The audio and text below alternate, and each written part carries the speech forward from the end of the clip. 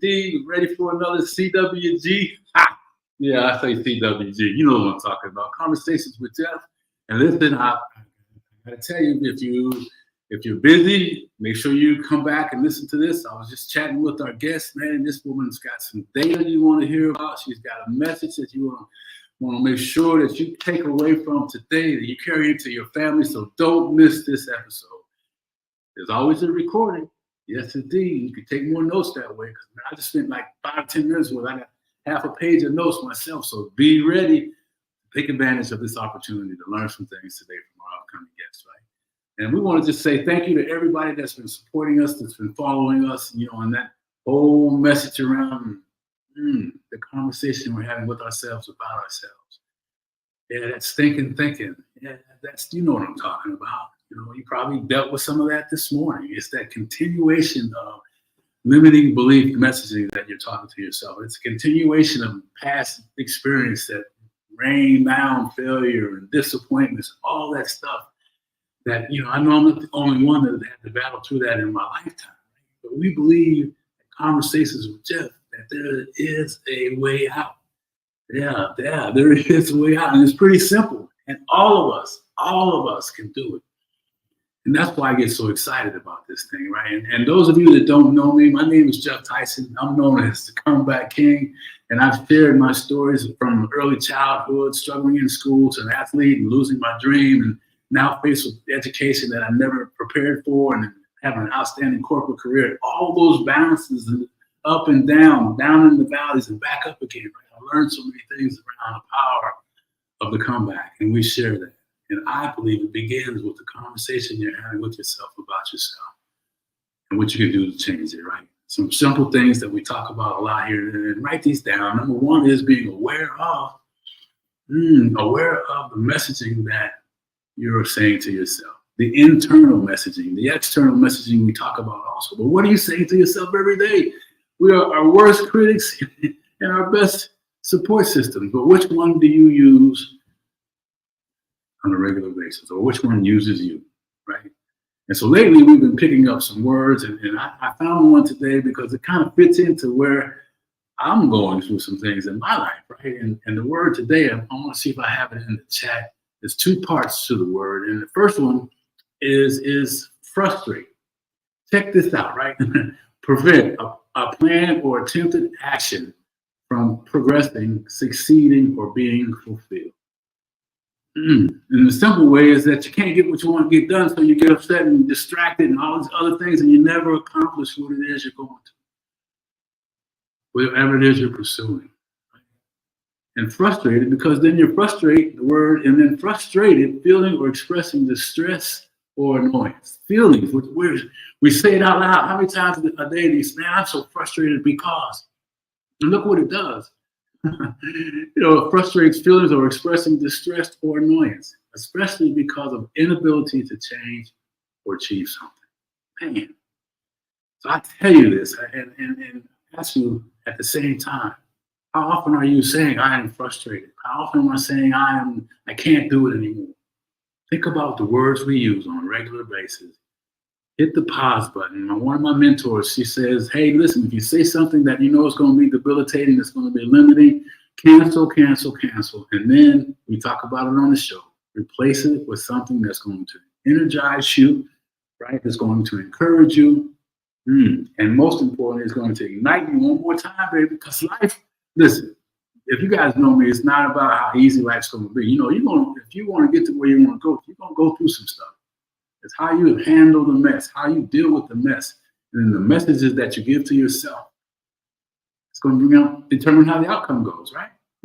So that's going to make you exciting. That means we all have a chance. Everybody. I don't care what's happening in your past. I don't care what's going on in your life currently right now, or what you see in the future. Everybody has a chance to change the direction of their lives. So I challenge you today, check out the word frustrate and frustrate. And you can add frustration and all those other things around there. And then how often do you use it? And then when are you going to stop using it? So you do something different. Hey, Steph, that's right. It's true, right?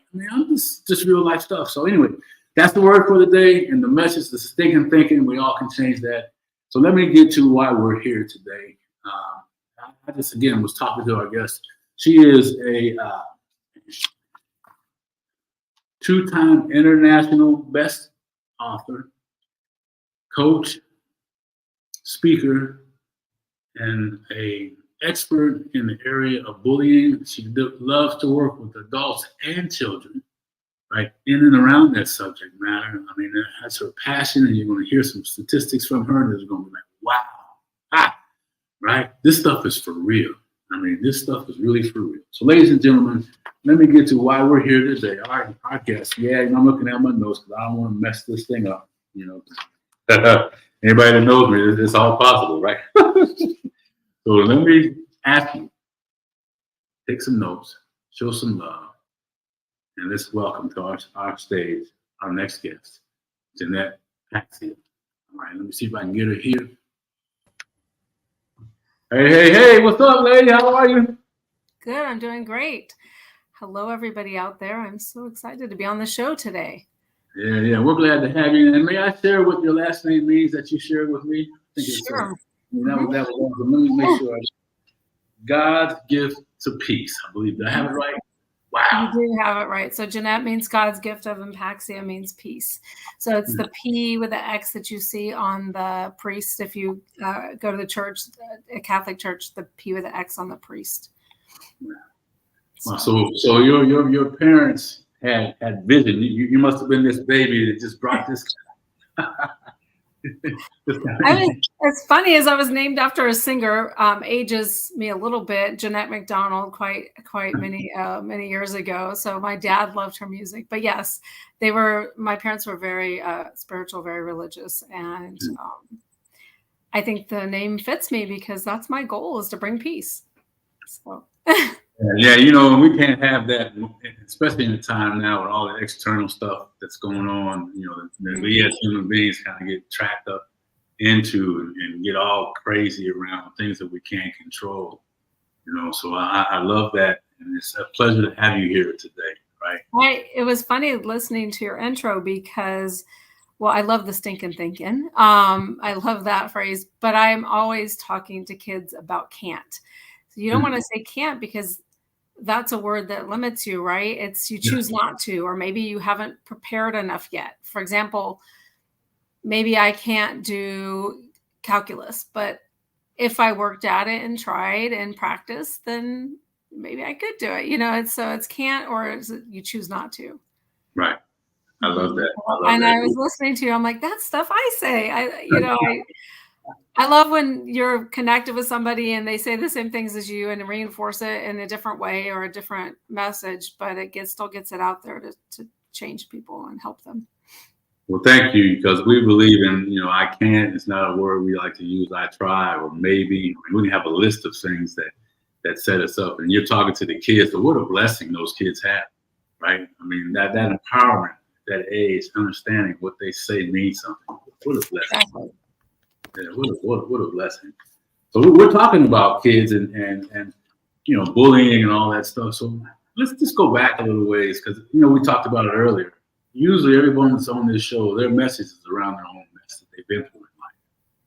And you know, I'm curious if you would share with us some of the reasons. Yeah. The why behind it. I'm a speaker, and when I start my speeches, I always give the story, what my backstory. So I was really popular in school. I loved school. I say I was the queen of the monkey bars. And then my parents decided to switch me to a private school. When I did, you know, I was a very honest person. When I went into the school, I wouldn't say I was excited. I made it an adventure. And as soon as I walked in, they asked me where I got my shoes. Well, I was honest, and I said Kmart. That wasn't the best answer in a private school for lawyers and doctors, and my father was a forklift driver. My father came here from Sicily through Ellis Island. So I'm first generation, and he had an 8th grade education. Coming here, he was bullied, and so he dropped out of school, and he was a forklift driver, which I thought was great. You know, he worked hard and he was able to support our family. We had everything we needed, but they didn't think it was so great. So for 4 years after that, because I had answered Kmart for my shoes, which I loved. I was kicked, hit, spit on, beat up. I hated school. I cried every day when I went there. And, I went from being the most popular child in my old school to being the child that everybody beat up on. Even to the point that there was a new girl that came to the school and I made friends with her. And I was so excited to finally have a friend. And the rest of the class, it was small classes, but we went from grade to grade together, took her away from me, pretended to be her friend. And as soon as she was no longer my friend, they dumped her too. And so it was horrible for me. I hated it. Let's just say I hated it. And I was scared to death every day. I was scared on the playground. I was scared in the bathroom. It was horrible going in the bathroom because I knew I would be cornered. Yeah. And I had to sit there and decide if I wanted to like pee in my pants, excuse me, or go and get beat up in the bathroom. And even in the classroom, some of the teachers even joined in. So my mission stems from that. And then as an adult, I was bullied at work. And that happens more than you think. I believe it's 49 million adults, something like that, get bullied at work. So it's not just children at all. It's also adults. And so my mission is to do what I can to stop it. I just was thinking back. I mean, as you just mentioned earlier about we share similar thinkings, but when I heard you talk about my situation wasn't about kids calling my shoes from Kmart. It was more of the color of my skin, right? And where we were. And then Jeannette, was about, we were, my mom and dad were hardworking parents, and they were there and they provided for us. So we had more than most, right? In the neighborhood that we lived in. We went to school with people that didn't look like me. And then we lived in a neighborhood that people that looked like me but didn't accept me because so no matter where you were. Yeah, wherever we were, we're like, and when you talk about the bathroom scenes, all that stuff, it was, oh man, that's real. It is. I mean, schools nowadays they don't even have mirrors in the bathroom because of what kids were doing in there. There were some TikTok challenges or something. I don't know. It's, I'm a little older than that, but bathrooms can be scary places for people. I'm putting together my 8th book right now. And one of the girls in the book wrote how she had to eat lunch in the bathroom because she was so bullied. So, I mean, I think a bathroom is a scary place for children when they're being targeted. Yeah. The bathrooms and locker rooms. So, I mentioned my granddaughter. She's, they go to the band locker rooms and stuff like that, and some of the weird things that they try and do in there. So Jeannette, what can you tell the parents that may not be aware of their child going through that, and what kind of signs are there that maybe they could take away from this session to go back and check out for their kids? Over 140,000 children a day refuse to go to school for bullying. So if your child, because they're for fear of being bullied, if your child is refusing to go to school, all of a sudden they have constant headaches. Now I'm saying, please check to make sure there's no medical issue. But, all of a sudden they have constant headaches, stomach aches, they're acting different, they're sadder, they're more depressed. Intuition, we have intuition, follow it. And the most important thing is to have that open communication with your children. If you don't communicate with them, and believe me, I have 5 kids in a blended family. So I do know it's not always easy, especially with teenagers. So our youngest 2 are 14, and they're in that time where they don't want to talk to you unless they want to talk to you. And that's the only time they want to talk to you. If you want to talk to them, my son says, "Why are you interrogating me?"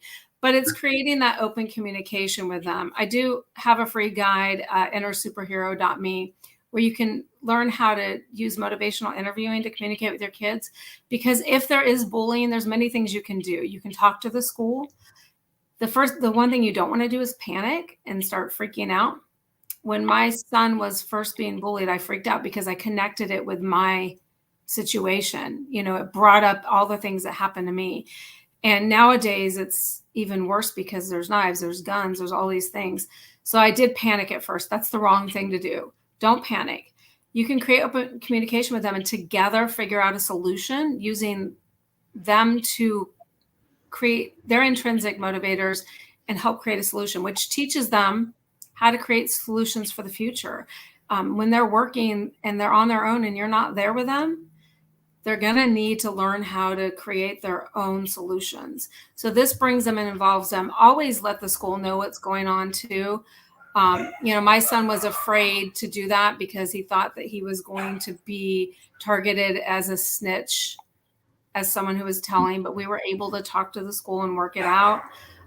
Very important because they do have to have an anti-bullying program. They do have counselors there usually. But always start with your intuition, and if there's something going on. We're always very busy, and sometimes we don't want to identify that there's an issue because you're afraid of what you're going to have to do. But it's important as a parent to go ahead and follow your intuition. Yeah, I love that intuition and your frankness in saying that we're sometimes afraid to look at the realities of the truth. Yeah, because then you have to do something about it, right? If you admit it, you have to do it. And we're so busy. Yeah. And put down the phone and look at your child. I'm very, very busy with business and everything else and the kids and traveling. But I try to take that time to just really focus on the fact that my son needs to know that I am actually hearing him, repeating back, letting him know that I do care. And even though I can multitask, he doesn't feel like that, right? If I'm not looking at him or repeating back. Now, again, if he doesn't want to talk to me, it's different, right? He's like, no, wait, I only want to talk to you when I want to talk to you. Why are you talking to me now? And it's funny because the older kids are much different. Once they get through those teenage years, we have 3 that are older and 2 that are 14. And once they get through those older years, then they do want to talk to you and come back and they start to realize what you were trying to do. But those teenage years where they're trying to figure out everything, and especially in boys, they have all that testosterone going through them. They're angry. They don't know what to do. They don't know what to do with those hormones, those feelings. Yeah. Getting them to talk to you can be difficult, but it's essential. Well, you said something, and it's really to go back to. You said you make sure you're looking at them. You're looking. They know, they can feel you being present there, and it's so hard. It's easy to miss and hard to do. You're running around, busy. And my daughter's a school teacher, and we talk about it all the time. I always ask her, I heard this message, so I can't claim it as mine. We have to make sure that as parents, we don't give everybody our best all day long, and then when we get home, we give our kids. It's hard because how many things do we have to do? We work. Yeah. We've got the house. We've got groceries and laundry and ensuring kids are at soccer and they're at baseball and they're at this and their homework done. And, often both parents are working and, even, I'm not saying that if you're a stay-at-home parent that you're not just as busy. Not saying that at all, but we're always running and doing a million different things. And it's hard. It is the first 2 things that go are our self-care and our attention to our children. And I'm not saying spend hours a day sitting there staring at them. I'm saying take 5 minutes of present time with them. You can do a fun day or a fun hour with them where they choose what they do with you, and you just pay attention to them for that whole time. Maybe it's go to dinner, maybe it's go, someplace. Maybe they just want to go to the store and get something new, and you do that with them and focus. It's important because I will tell you that I feel like I've blinked and my children are grown. Wow. And how present have you been through the time where you actually remember? And I'm not saying I'm perfect at this. I'm not. With 5 kids, we have to split our time. Yeah. But remembering, writing down, taking that in, because you're going to blink and they're going to be out of the house. And that blank is like, that's real. Because our daughter now, she's out, graduated, married, and now her children are present there, right? Where did all that time go? Seemed like she had just graduated, and now we've got these grandbabies, and you're talking about giving attention to each one of them. And you can just watch, how when each one of them gets some love from mommy or daddy from us, and it just raises their energy, raises their excitement. I mean, the willingness to do whatever it is that they can do to get more of that. Such an important piece and all that. So I appreciate you sharing that. So now we're going through some journeys, and your experience is amazing, how you came through it. Jeannette, what is it that you like to really leave your audience when you're out there speaking and you're talking about bullying? You share some of the statistics. What is it, though, that you're finding that people aren't hearing that maybe you can mention today? Well, it's about empowering. So you can't always stop or control what other people, you can never control what other people do, but you can control how you respond. You can control how you hear what they're saying. Do you take in what they're saying and believe it yourself? So if they say you're a horrible person, or you're no good, or you're not worth it, do you take it and believe it? Or do you know that no matter what they say or do to you, you're still a super person? I have the kids repeat that. No matter what you say or do to me, I'm still a super person. And it's focusing on your self-confidence and building that self-love. I call it an armor of protection. Also finding, my program's called Connect to Your Inner Superhero. I dress as Wonder Woman when I go out.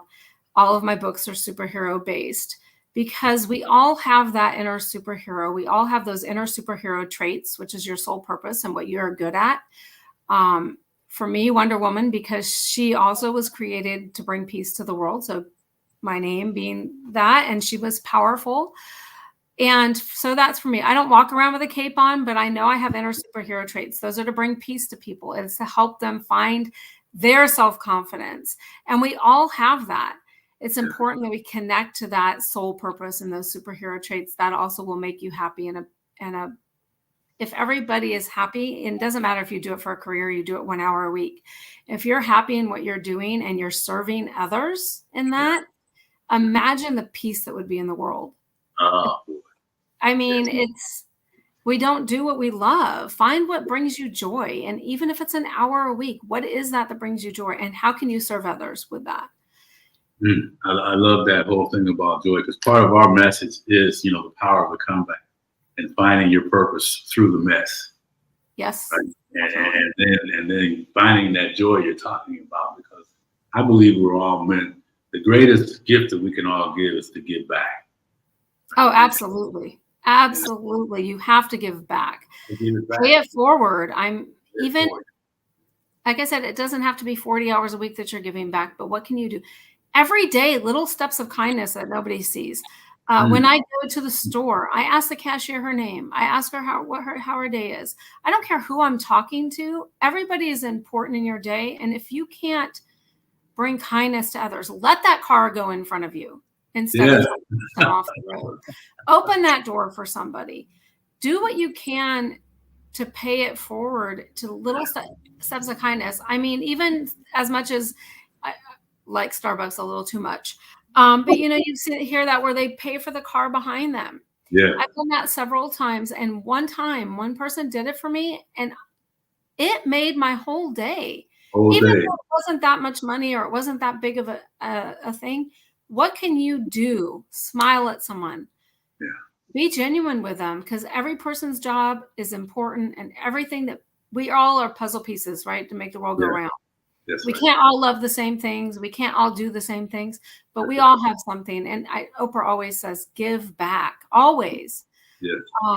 So yes, I do whatever I can to give back to people. And even when I'm not feeling like being kind, may not be the best day, I'll stop and I will make sure that people know that I appreciate what they're doing. Grateful. Yes. Be grateful. Start your day with gratitude and be grateful to those that are around you. Yeah, that's so powerful. I wrote down little steps of kindness, and made me think about my wife.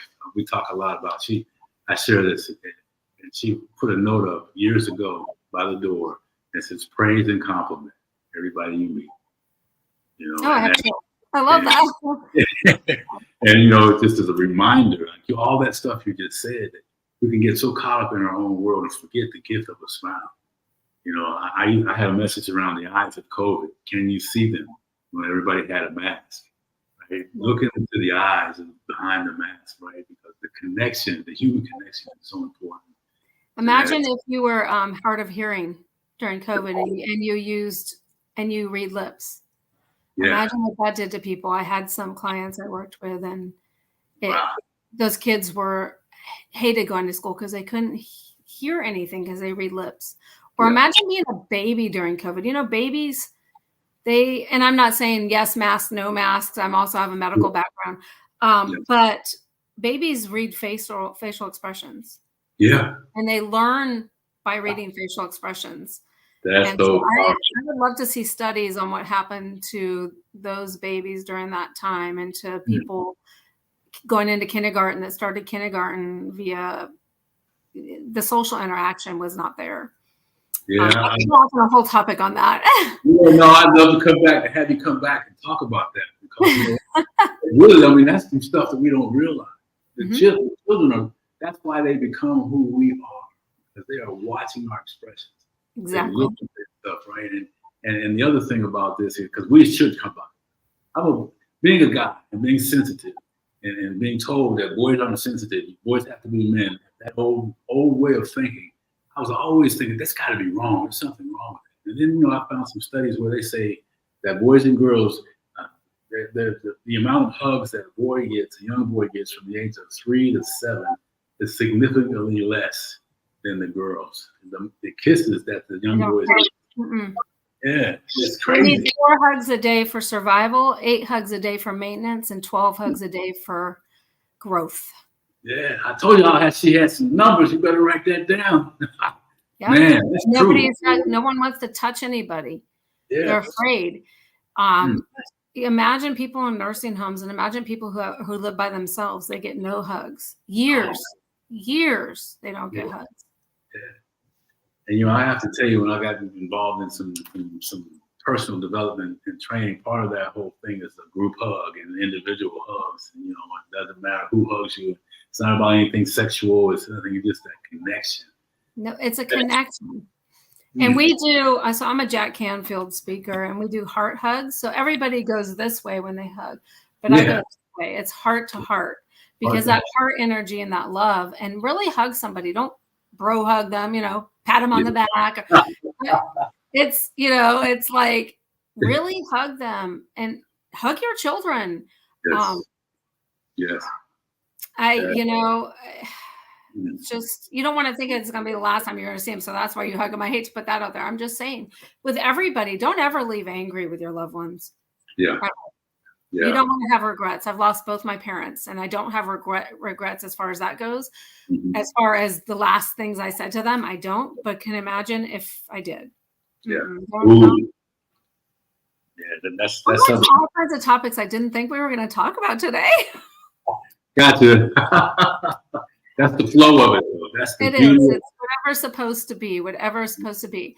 On that, though, if you don't mind, then I'm going to mention, in honor of 2 of my good friends' sons who both died by suicide, and one pretty recent, Marshall, I do talk about that. The last time you talk to somebody, make sure, you tell them you love them. Don't leave without telling your loved ones that you love them. There is a national suicide hotline that is new. It's 988. So another thing is with your intuition, if there's something like you feel is going on with your loved ones, please do what you can to get them help. But 988, and I know you can lead a horse to water. You can't make them drink, right? But do what you can, follow your intuition in that too, and spread the message with that. 988. It's a new suicide hotline. I am not a mental health expert at all, but I do know how to send people to a phone number. Yeah, I love that, and I'm glad you had a chance to share that. So it's just 988. So and that's the mental health number. It's a national suicide hotline. Let's see if I can get that. Yeah, it's not. It's fairly new. I don't know how new. Tried to shorten it. 988. The 3 8s, then that or just one. 9888 or 988. That's it. Okay. That information, I just dropped it in the chat. I hope I got it right. If not, go back and listen to what she said on that. So, listen, my friend, we are already there. Our time has rolled up. So you tell us the names of your books and again how people can get a hold of you. And then I'd like you to leave us with something that one of the many things that you touched on. One closing thought. Okay. I have a book coming out November 30th called Superheroes on the Spectrum. It's 33 stories celebrating the unique abilities of children and adults on the autism spectrum. Didn't get to talk about that, but my older son is on the autism spectrum. Coming out November 30th, that will be a New York Times bestseller. I have a children's book called I Am a Superhero. You can find my How to Communicate with Children free PDF, free information on innersuperhero.me. And innersuperhero.org is my speaking site. So if you want to book me to speak at schools, camps, churches, etc. And then lastly, I will tell you my app is out and it's called Inner Superhero. So INNER Superhero. You can go to the Apple Store and find it. And it helps you with bullying. It helps parents, teachers, and kids. So I would love for you to do that. But look for my book November 30th. It will also be up on Times Square December 5th. So looking forward to that. But I would say out of all the things that I've said today, please listen, communicate with your children. And one thing I didn't say, but I try to tell people is pause before you speak or respond to text. Think about what you're saying. We don't always pause, and we may say something that can never be taken back. So make sure you pause. Tell everybody how much you love them and hug. Lots of hugs. 4 hugs a day for survival, 8 for maintenance, 12 for growth. I'm writing them down again. 4, I have them down. I'll have to listen to it. 4, 8, 12. 4, 8, 12. I got those down. Now I know survival, maintenance, and growth. Man, this has been wonderful. And I want to just add to what you said about pause and around responding versus reacting to people. We just had a family meeting over the weekend about that very thing. You know, making sure that you're responding appropriately and not just reacting because it's a feeling of nervous. Instant reactions. Mm-hmm. Reaction that you say things that you can't take back. I don't care what you say. Yeah, on social media, it cannot be taken back. That dagger, you know, that little crazy sticks and stones may break your bones, but words will never hurt me. That's a bunch of bull. That's crazy. It is incorrect. We have to learn how to take in the words and not take them personally. Yes, but that is incorrect. And cyberbullying is real, and what you say on social media stays there. And I don't think kids realize that. People can look you up when you're going to college and they're looking at your applications and when you're looking for jobs, and they can see what you've said on social media. Got to be careful what you say and pause anytime and just take a second. I love that. Hey, we'll be here another hour, so listen. I better let you go. It was nice talking to you. Thank you, everybody. Appreciate you. Yeah, we appreciate you too, and we'll have you back whenever we can work that out. I appreciate you, Jeannette. Pleasure talking to you. Thanks. Talk to you again. Everybody have a beautiful day. Bye-bye. Bye. Hey, so guys, look, boom, make sure, most of you always look at the recording. If you go back and you share some love in the comments, in the chats, and reach out to her. I put as many ways to do that in there. If it doesn't work out and you can't, I left my information in there as well. I mean, so many great things, parents, so many great things, kids, right? Go to your parents. If you hear this message and you're struggling, your parents, please check in with your kids. Can't do that enough. The last thing anybody wants to get is a phone call. That phone call, you know which one I'm talking about.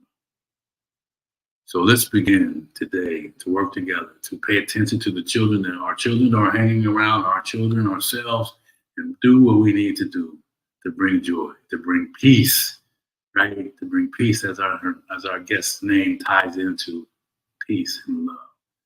So as I leave this show today, man, with so many things in there, I want to go back to where we started at the power of the comeback, right? Finding your purpose through your mess. Remember that if you're looking at that and you need some direction on that, make sure you reach out to me. My contact information is in there, and let's talk more about that. And frustration. Pay attention to what you're saying. Check those words out. See how often you're using them, and then hit the cancel button. Cancel. Every time you say something that limits you, that does not allow you to engage, does not allow you to be encouraged, does not ignite your emotions towards a better you, hit that button. Check us out. Appreciate you all being here today. What a great show. Talk to you again soon. And remember, stop that stinking thinking, baby. The power is in the comeback. The stinking thinking is the block. Let's get over it. We'll see you in the next episode. Take care.